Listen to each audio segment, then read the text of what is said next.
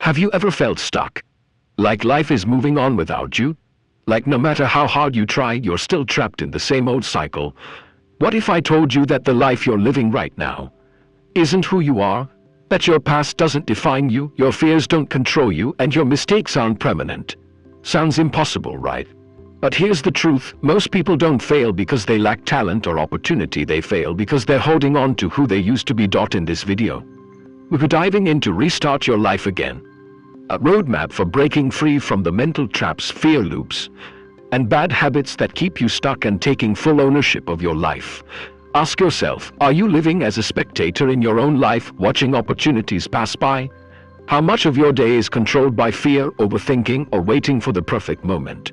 What small choices are you ignoring today that could completely transform your tomorrow? And most importantly, if you stop blaming the past, what would your life look like if you truly restarted? Over the next 10 chapters, you'll discover how to stop letting old mistakes define you, the invisible mental loops keeping you stuck, and how to break them. Waiting for perfect conditions is killing your progress. Tiny, consistent actions build a life you actually want. Our fear and perfectionism are holding you back, and how to shrink them, and how to finally take full ownership of your life. Day by day. By the end of this video, you'll see why restarting isn't about erasing the past, it's about rewriting the future. One small but powerful choice at a time. So, are you ready to stop watching life pass by and finally start writing your next chapter? Chapter 1. Your past is not your identity. Most people don't feel stuck because their lives are truly broken. They feel stuck because they quietly accept a dangerous belief that whatever has already happened to them is the full story of who they are. When life goes off track, the mind starts whispering, "This is it. This is how my life turned out," and slowly, without realizing it, the past becomes an identity instead of just an experience. This chapter begins by challenging that belief at its root. Your past is not your name. It is not your limit. It is not your final version. It is simply a collection of experiences, nothing more. Experiences are meant to be learned from, not carried like permanent weight. Yet most people do the opposite. They drag old mistakes, broken relationships, missed opportunities, and painful memories into every new day. Then they wonder why nothing changes. The real problem isn't what happened before. The real problem is the habit of replaying it. When the mind keeps running the same old scenes, the same failures, the same regrets, the same fears, the heart starts believing that this loop is reality. Once the heart believes it, the body follows. Actions shrink, courage fades, effort becomes inconsistent. And slowly, a person builds a life that matches the story they keep telling themselves. The book makes one thing very clear: people don't fail because they lack ability. They fail because they lack the courage to let go of who they used to be. Holding on to pain feels familiar, and familiarity feels safe even when it's destroying growth. Many people confuse fear with intelligence. They think avoiding change means being realistic, when in truth it's just a habit of self-protection that has gone too far. This chapter introduces a powerful idea: pain can either be a teacher or a jailer. Everyone experiences pain. The difference is what you do with it. When pain becomes a lesson, it sharpens awareness and builds strength.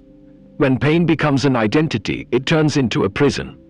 The same event can free one person and trap another. The outcome depends entirely on choice. Inside every mind, there are two voices. One urges growth, movement, and possibility.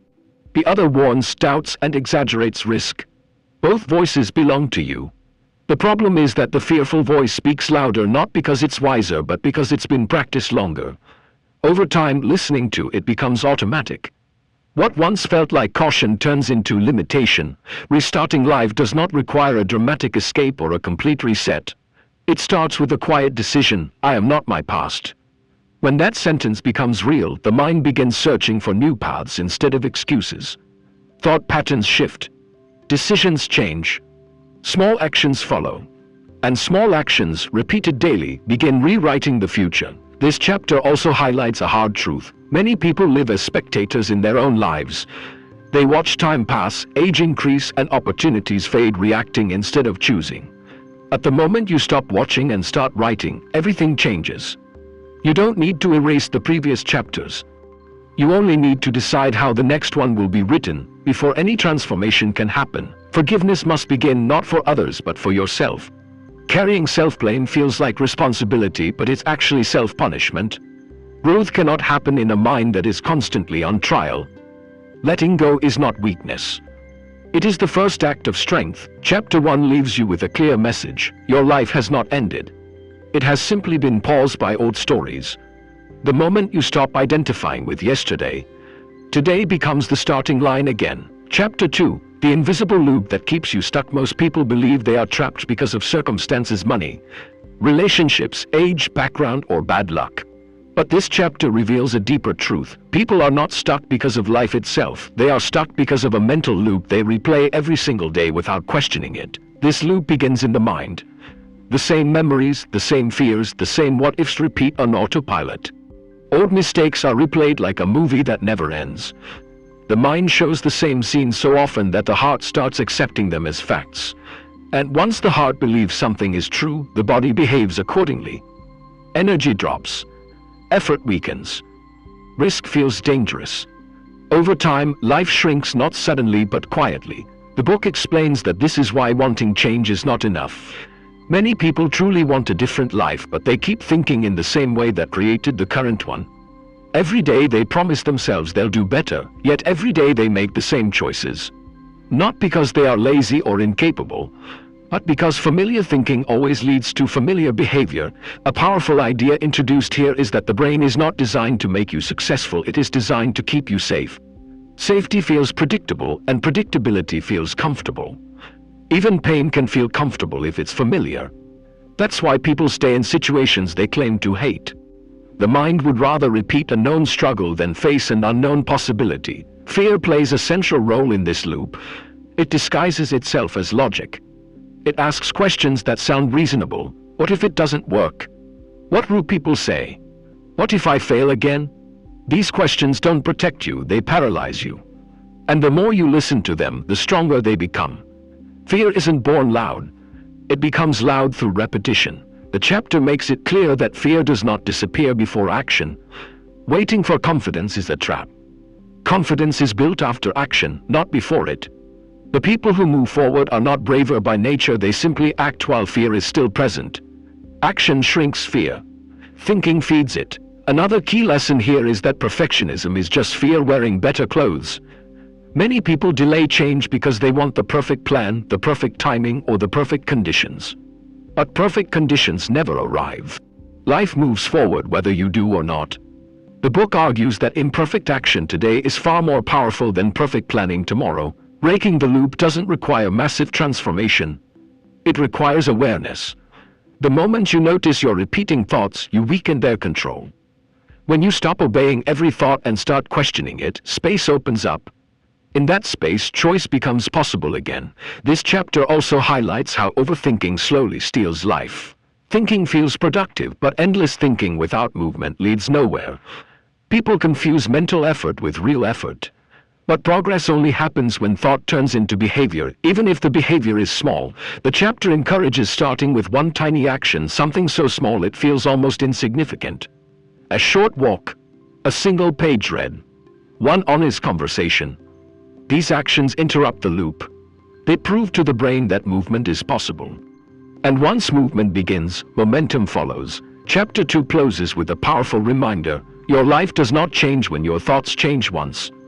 It changes when you stop repeating the same ones every day. Awareness breaks the loop. Action breaks the fear. And consistency breaks the past. Chapter 3, Stop Waiting for the Perfect Moment. One of the biggest lies people believe about change is that it requires the right time, the right mood, and the right conditions. This chapter dismantles that illusion completely. It explains that most lives don't stay the same because people are incapable, they stay the same because people keep waiting. Waiting feels responsible. It feels smart. People tell themselves they'll start once things calm down, once confidence appears, once motivation returns, or once life becomes easier. But life rarely slows down. Responsibilities increase. Time moves forward. And the perfect moment quietly turns into an excuse that protects comfort, not growth. The book makes a clear point. Motivation is unreliable. It comes and goes. People who rely on motivation eventually stop. People who rely on systems keep going even when they don't feel like it. This is why many individuals feel inspired for a few days after watching a video or reading a book, only to fall back into old patterns. Inspiration fades. Habits remain. This chapter shifts the focus from motivation to structure. Real change begins when you design your days in a way that makes progress unavoidable. When actions are scheduled, repeated, and simplified, discipline replaces mood. You stop negotiating with your mind every morning. You simply follow the plan. Another powerful idea introduced here is that people often think they need clarity before action. In reality, clarity comes from action. Most confusion exists because nothing is being done. Once movement starts, direction reveals itself naturally. The mind learns by doing, not by imagining. Fear again shows up, but this time in a more subtle form. It whispers, "What if I choose the wrong path?" This fear keeps people frozen. But the chapter makes it clear. Without movement, there is no right path. Direction only becomes clear once you start walking. Standing still guarantees confusion. The book emphasizes that imperfect action is not a mistake, it's a requirement. Every skill, habit, and mindset is built through trial and adjustment. People who succeed are not the ones who never fail, but the ones who fail without stopping. Failure becomes feedback, not identity. This chapter also highlights the danger of over-preparing.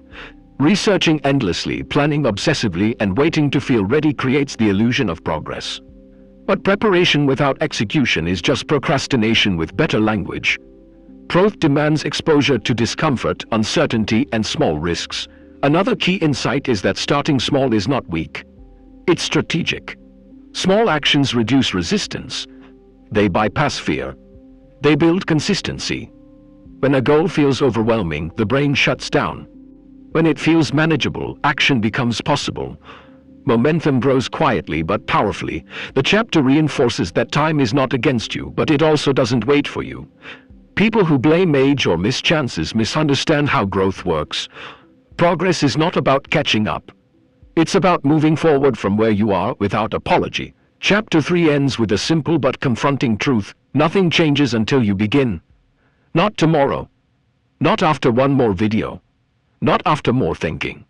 The first step will feel uncomfortable, uncertain, and imperfect, and that's exactly how you know it's the right one. Chapter 4. Small choices create big lives. Most people believe their lives are shaped by big decisions, career moves, major failures, or rare opportunities.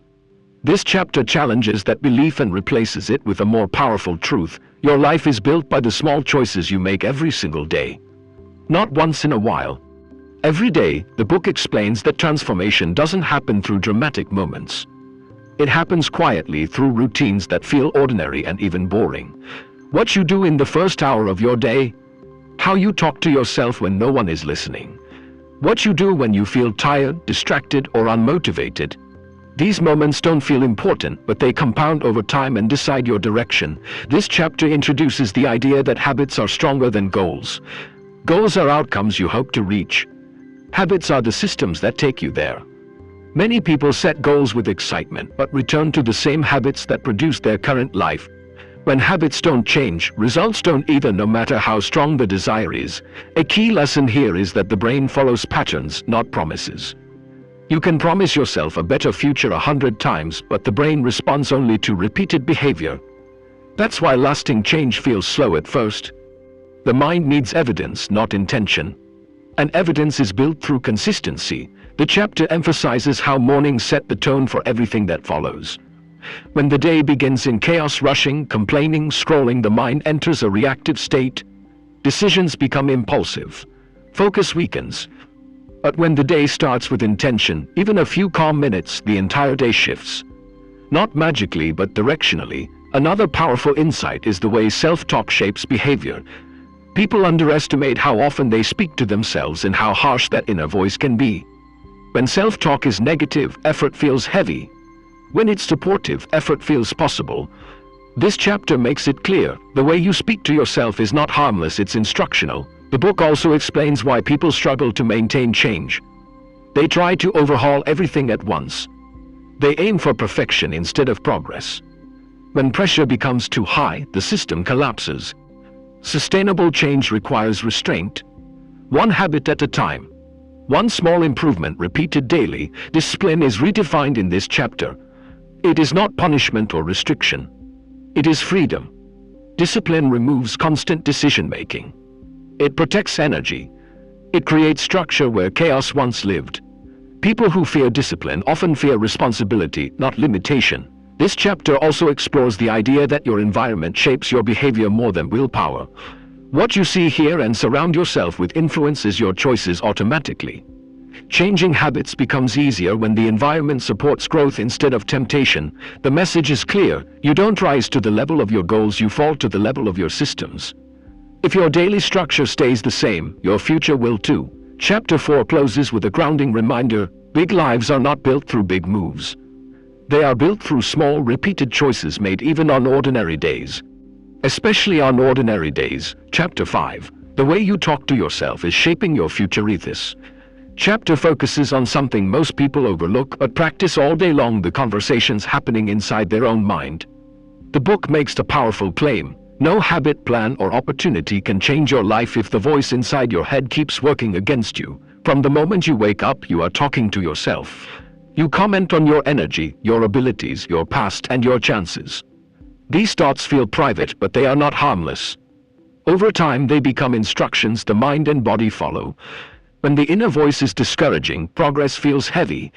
When it is supportive, action feels possible. The chapter explains that most negative self-talk is not truth, it is repetition. People repeat phrases they've heard for years: I'm not good enough. I'm too late. I always mess things up. The brain doesn't question repetition. It accepts it. And once accepted, behavior aligns with it. A key insight here is that the brain believes what it hears most often, not what is most accurate. If you constantly remind yourself of your weaknesses, your mind will look for proof. If you remind yourself that you're learning and improving, your mind searches for solutions instead of excuses. The book also addresses a common mistake. People think positive self-talk means lying to yourself. This chapter rejects that idea. It's not about fake confidence or empty motivation. It's about replacing self-attack with self-respect. You can acknowledge mistakes without turning them into personal insults. Another important point is how identity forms. When people repeatedly say I'm lazy or I'm bad at this, they turn temporary behavior into permanent identity. Identity-based language is powerful and dangerous. Change becomes difficult when the mind believes a label defines you. The chapter teaches a practical shift: speak in progress-based language. Instead of I can't, say I'm learning. Instead of I failed, say I got feedback. These small changes don't feel dramatic, but they slowly rewire how the brain responds to challenge. This chapter also highlights that self-talk shapes emotional resilience. When something goes wrong, the first inner response matters. A harsh response leads to quitting. A constructive response leads to adjustment. The difference between giving up and moving forward often happens in seconds inside the mind. The book emphasizes that self-belief is not built through thinking alone. It's built through keeping promises to yourself. Every time you do what you said you would do, even something small, trust grows. When promises are broken repeatedly, confidence collapses. Another insight is that people often speak to themselves in ways they would never speak to someone they care about. This chapter challenges that habit. Respect is not something you wait for from the world, it begins internally. Chapter 5 ends with a clear message: your inner voice is either building your future or quietly tearing it down. You don't need to silence it. You need to train it. When the conversation inside changes, everything outside begins to follow. Chapter 6: Why discipline is the door to freedom. Most people misunderstand discipline. They see it as punishment, restriction, or a loss of freedom. This chapter flips that belief completely and reveals a deeper truth. Discipline is not what traps you. Lack of discipline is when life feels chaotic, overwhelming, or out of control. It's usually not because too much is being demanded. It's because there is no structure. Decisions are made based on mood. Actions depend on motivation, and motivation is unreliable. Discipline, on the other hand, creates stability. It removes daily negotiation with the mind. The book explains that discipline is not about doing everything perfectly. It's about doing a few important things consistently, even when you don't feel like it. People who wait for energy or inspiration rarely build momentum. People who act first often find energy along the way. This chapter introduces an important idea. When you don't control your habits control you. Waking up late, scrolling endlessly, avoiding hard tasks, these may feel harmless in the moment, but over time they steal confidence and direction. Discipline interrupts that pattern and returns control to you. Another key insight is that discipline protects your future self. Every disciplined action is a small favor you do for who you will be tomorrow. Skipping effort feels good now but creates stress later.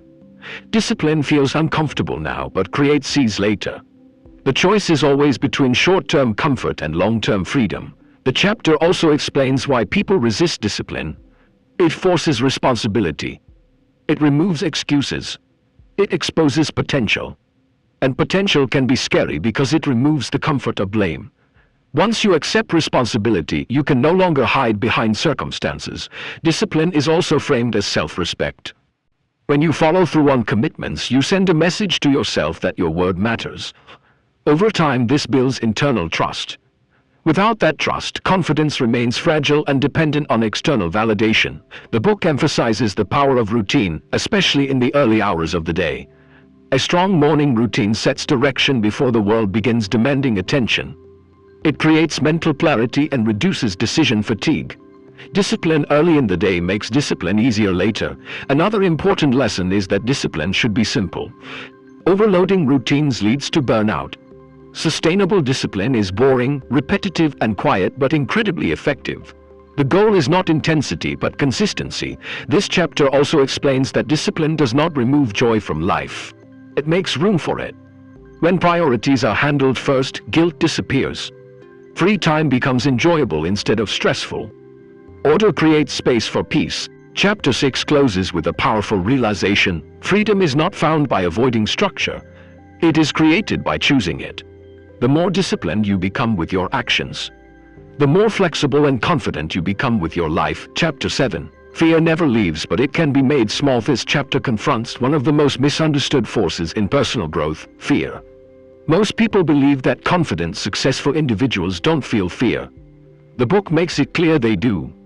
The difference is not the absence of fear, but the relationship they have with it. Fear is not the enemy. It is a natural response designed to protect you. The problem begins when fear becomes the decision maker instead of an advisor. When fear controls choices, life slowly shrinks. Opportunities are avoided. Risks are postponed. And potential remains unused. The chapter explains that fear often disguises itself as responsibility. It sounds practical. It asks logical-sounding questions. But beneath those questions is avoidance. Fear's real goal is not safety, it is comfort. And comfort, when protected too strongly, becomes a prison. A key insight in this chapter is that fear grows when you listen to it and shrinks when you move against it. Thinking feeds fear. Action starves it.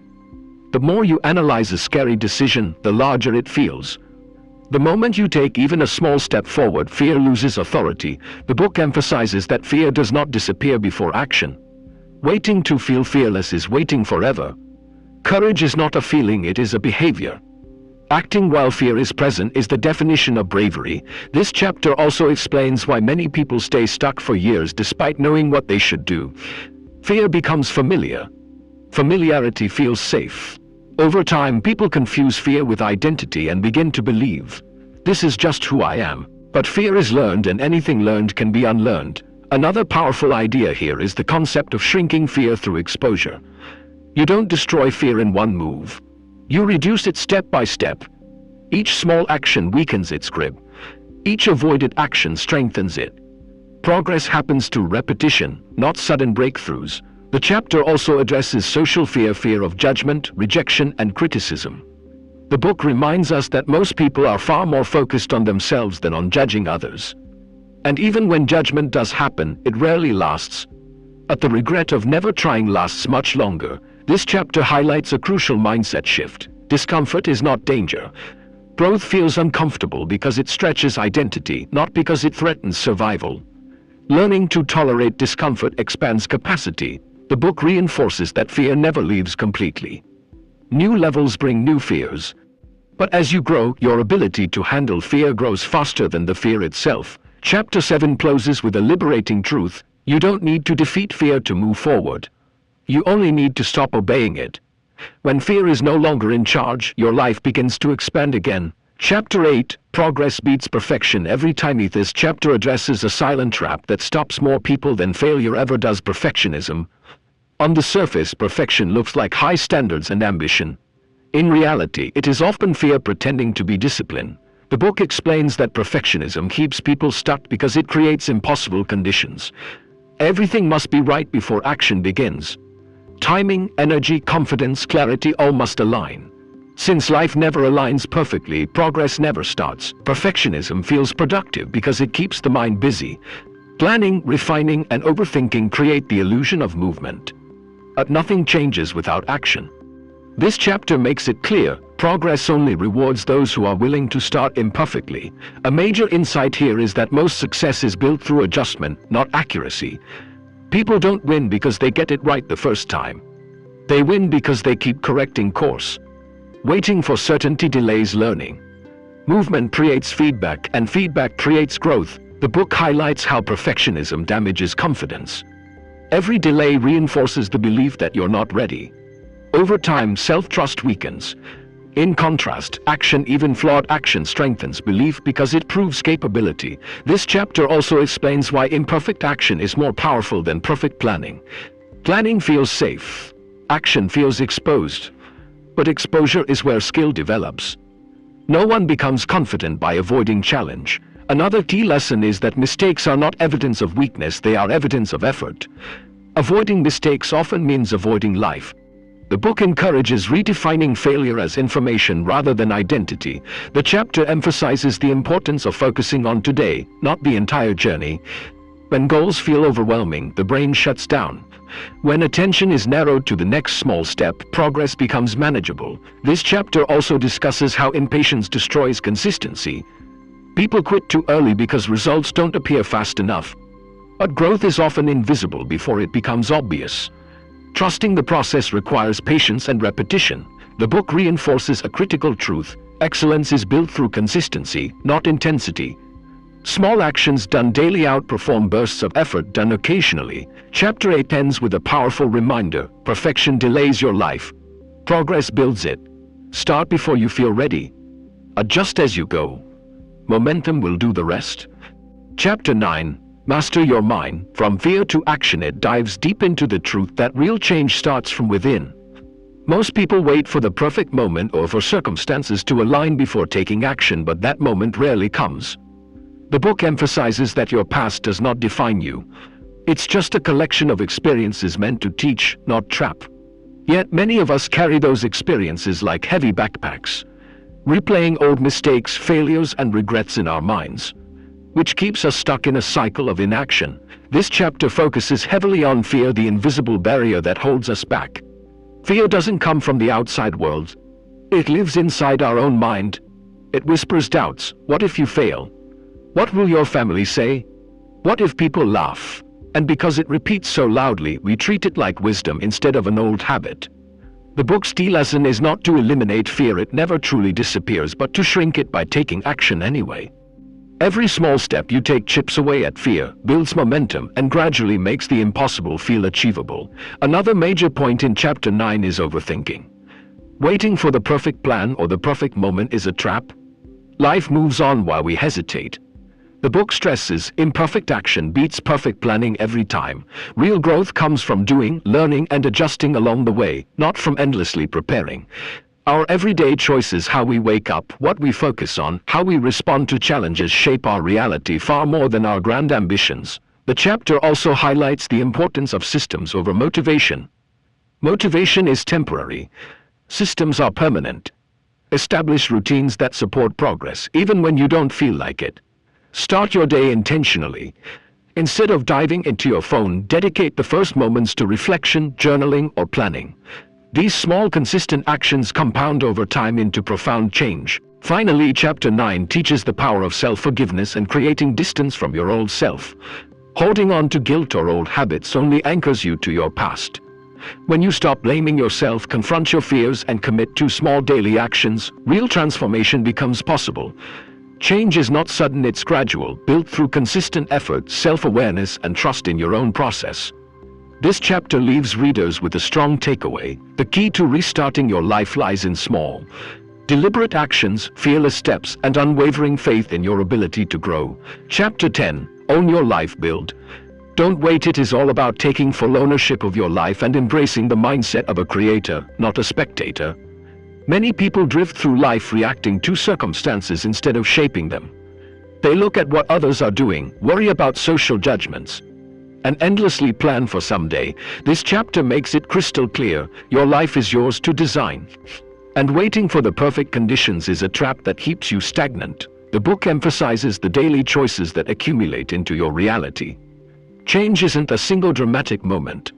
It's the result of small, intentional decisions repeated consistently. From how you start your morning to the conversations you engage in, to the thoughts you feed your mind, each small action matters.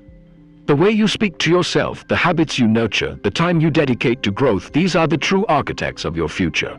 One of the core lessons in this chapter is about consistency and patience. People often give up when results don't appear instantly, but real transformation requires showing up every single day, even when you're tired or discouraged. Progress is rarely flashy. It's quiet, incremental, and relentless. The book drives home that discipline is freedom. Sticking to your routines strengthens your ability to choose your path, rather than being swayed by impulse or circumstance. Chapter 10 also tackles the challenge of isolation. When you begin making bold changes, not everyone will support you. Some people feel uncomfortable with your growth. Others may try to pull you back. The book advises learning to walk your path alone when needed and trusting your own judgment. Solitude in this context isn't loneliness, it's clarity. It's the space where you discover your true voice, separate from outside influence, and start making decisions that align with your goals and values. Another crucial insight is the importance of focusing on today. Worrying about the past or obsessing over the future drains energy and clouds judgment. By concentrating on the tasks, choices, and actions available in the present, you gradually rebuild your life step by step. Every small accomplishment compounds into confidence, momentum, and tangible progress. Finally, the chapter reinforces the concept of inner responsibility. Your results, your mindset, your habits, these are non-negotiable responsibilities you hold for yourself. Blaming circumstances, waiting for luck, or relying on external validation only delays growth.